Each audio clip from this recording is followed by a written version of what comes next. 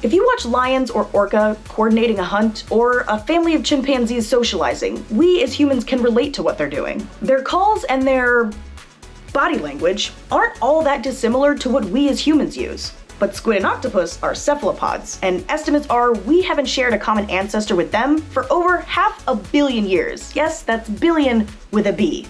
Fun fact, the word cephalopod literally means head-foot. Cephalopod. Which makes a bit of sense, because octopus and squid are basically all head and feet. Well, arms, not feet, but you get the idea. Anyway, many octopus and squid have this incredible ability to change color for camouflage. But they also change color to communicate with each other and other species. Researchers have been trying to figure out what they're saying and how they're saying it since the 1800s. Now let's take all the difficulties of trying to understand cephalopod communication, and let's pretend that your study species is fast and aggressive and lives deep in the middle of the open ocean. I've got Ben Burford on the line, who's been researching just that. So I'm really interested in your research about Humboldt squid, but just to remind everybody, these aren't just little squids that are splashing around in the shallows, right? These are really incredible animals that I have a lot of respect for. Yeah, the Humboldt squid is an animal that really never comes into contact with a hard surface in its life. It's what we call an open ocean animal. It lives, breeds, and dies way out at sea. Humboldt squid have large eyes and excellent sight, and like all squid, they use jet propulsion to swim. This makes them fast, efficient, and highly effective hunters. But Humboldts live fast and die young, growing to 5 feet or longer, but only living for around a year.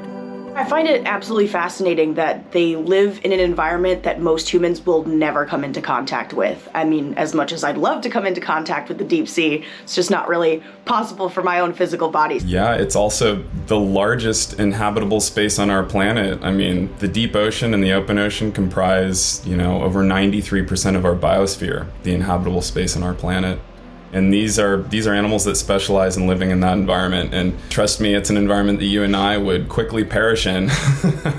So I understand, like other squid, they use colors to communicate with each other. But as we've said, they spend a lot of time in the deep sea where it's basically pitch black. How does that work?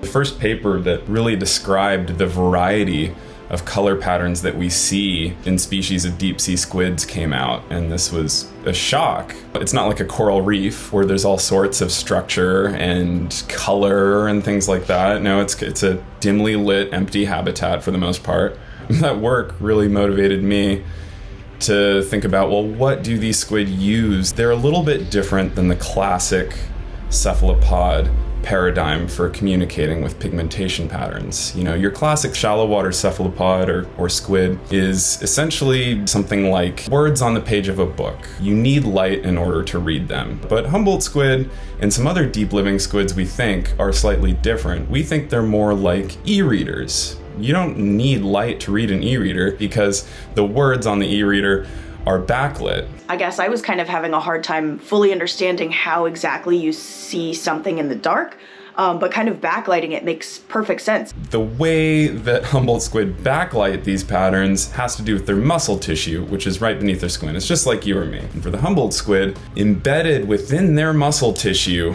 are hundreds and hundreds of these tiny little bioluminescent organs called photophores, like a firefly.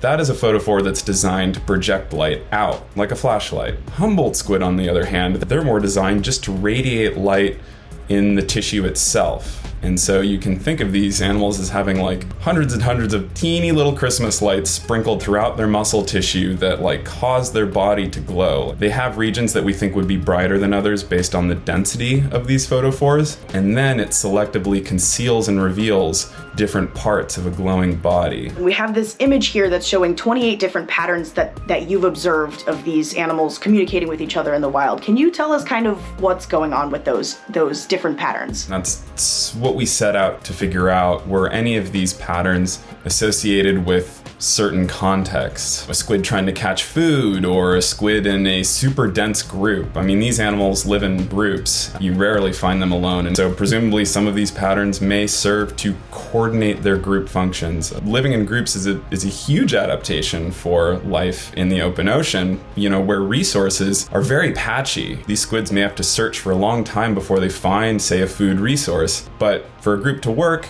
When you find that food resource, perhaps you need some way of conveying your intent or like what you're doing in the moment that you're feeding. Humboldt squid are highly cannibalistic. Research suggests that they're the most cannibalistic of all cephalopods. They're really aggressive. We actually observed many feeding scenarios where there would be hundreds of squid all just zooming all over the place, catching fish, catching shrimp. And you could think of these patterns kind of like turn signals and brake lights on your car. When you're driving in heavy traffic, which is super, super dangerous, you need to convey to others around you what you're doing. If you want to change lanes, put on your turn signal first and then change lanes, right? So same idea with the squid. If you're around a whole bunch of 2-meter long squids that are all very, very hungry and you spot a fish and you're gonna go for it, you might want to convey to the rest of them, like, I'm gonna go for this fish. But there's also other things these patterns can be used for too. For instance, camouflage. Simple counter shading is one of the patterns we observe all the time, where they're darker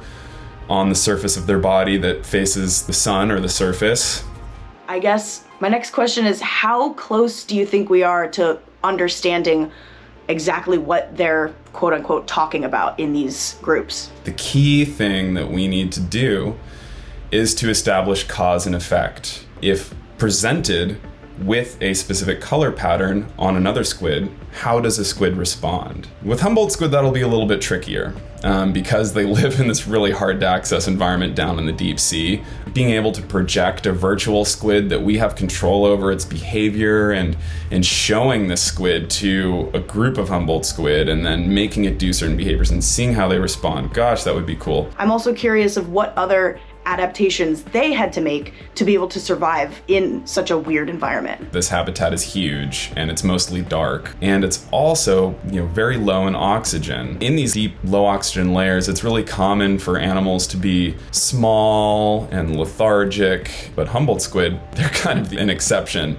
They're really active animals, they're really muscly, high metabolic demand, yet they have crazy physiological adaptations that allow them to actively hunt and forage in these low oxygen layers and easily catch all these really lethargic prey items that are down there. And you'll see these rapid vertical transitions throughout a day. And what's happening is the animal is diving down into the deep, low oxygen, cold layers, chowing, coming back up to the surface, catching their breath, and repeating the process. It's amazing to think that in the deep sea, there are literally millions of Humboldt squid living this fast, aggressive, and as Ben said, often cannibalistic lifestyle, all while continually flashing lights in their muscles and skin to communicate with each other. Who needs science fiction when you got all that going on just a few miles off the coast?